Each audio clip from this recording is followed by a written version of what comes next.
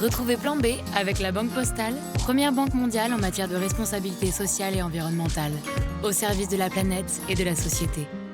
La Banque Postale, citoyenne.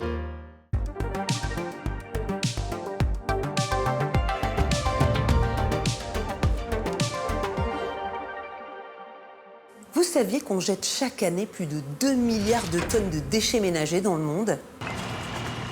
Que 39% à peine de ces ordures sont ramassées ? Et que les 3/4 des détritus collectés ne sont jamais recyclés ?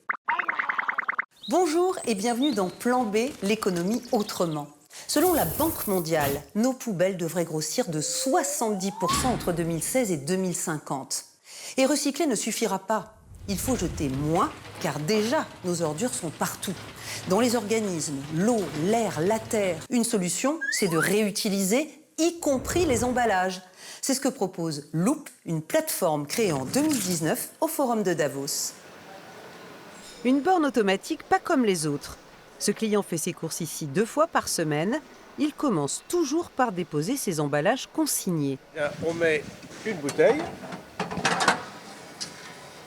Elle va identifier l'emballage. Elle me dit, je vais te rembourser de 50 centimes. Et là, j'ai plus rien à mettre. Donc je vais appuyer sur remboursement. Là, on peut faire un don. Du bon d'achat, je n'utilise pas. Et là, il suffit de mettre la carte bleue. Et les 50 centimes sont versés le lendemain sur son compte. Les clients font leurs courses comme d'habitude. Ils achètent leurs produits favoris. Ce n'est pas le contenu qui change, mais le contenant. C'est coca sans sucre, en plus c'est employable, emballage employable. Pâte à tartiner, lessive, boisson, les emballages sont soit en plastique, soit en verre. Ici, juste là, vous voyez, là, les bouteilles en verre qui sont prêtes à la consigne. Des encarts bleus signalent que les emballages sont réemployables. Quand on a le client qui passe dans le rayon des softs, avec le petit balisage du défi zéro déchet et de la consigne, ça tape à l'œil et le client qui recherche le produit, il va direct sur ce produit-là. Des produits vendus aujourd'hui 3 fois moins que les non consignés. Alors, ces balises bleues sont-elles si facilement visibles ? Non, puisqu'elle était orientée à 90 degrés par rapport au rayon. Rapportez votre contenant vide à la borne. Il faudra trouver et identifier la borne. Il faudra nous dire où elle est, surtout. Autre écueil, seuls 28 produits sont sous emballage consigné dans tout l'hypermarché, car pour l'instant, peu de marques travaillent avec ce géant mondial de la grande distribution. Alors on a une quinzaine de marques. Moi je dirais que c'est pas assez, il nous en faut beaucoup plus. Mais aujourd'hui, comme on a 300 magasins, on intéresse quand même beaucoup plus les marques. Reste à bâtir la filière du réemploi, des emballages plus standardisés pour les marques, plus d'entreprises de nettoyage, plus de bornes de récupération. La montée en charge sera progressive. Une fois que ce sera massifié sur des gros volumes, de grands nombres de références et des grands volumes, tous les coûts vont s'écraser. Et c'est là où ça deviendra rentable.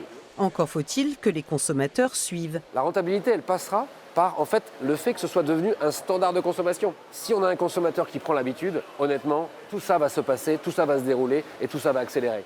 Rallier les clients, les marques, les distributeurs, c'est le pari de Loop, l'entreprise qui développe la consigne à grande échelle.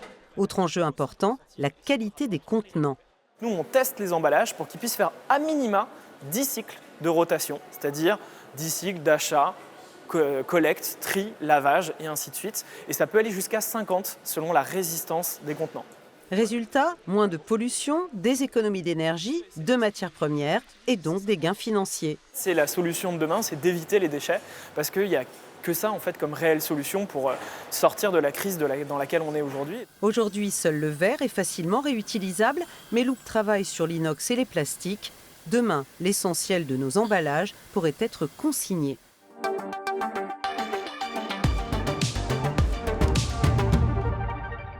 La consigne est-elle préférable au recyclage ? L'intérêt écologique de la consigne, il est évident. Tant que le circuit est local, c'est beaucoup plus sobre et vertueux que le recyclage. Le différentiel en consommation d'énergie et en consommation d'eau est très important. C'est 75% d'énergie ou 33% d'eau en moins nécessaire pour la consigne pour des emballages en plastique, par exemple. Où en est la consigne aujourd'hui dans le monde ? Aujourd'hui, c'est une pratique tout à fait minoritaire, mais si on repense à l'immédiat après-guerre, par exemple en Europe, la consigne était partout. Simplement, à un moment, pendant ce qu'on a appelé les 30 Glorieuses, les industriels se sont rendus compte qu'ils pouvaient vendre non seulement leurs produits, mais aussi l'emballage qu'elle allait avec. Et là, ça a amené à faire disparaître tous les systèmes de consigne au profit d'emballages jetables, qui étaient perçus à l'époque comme une révolution technique. Consigne ou recyclage, le gros problème, c'est le plastique.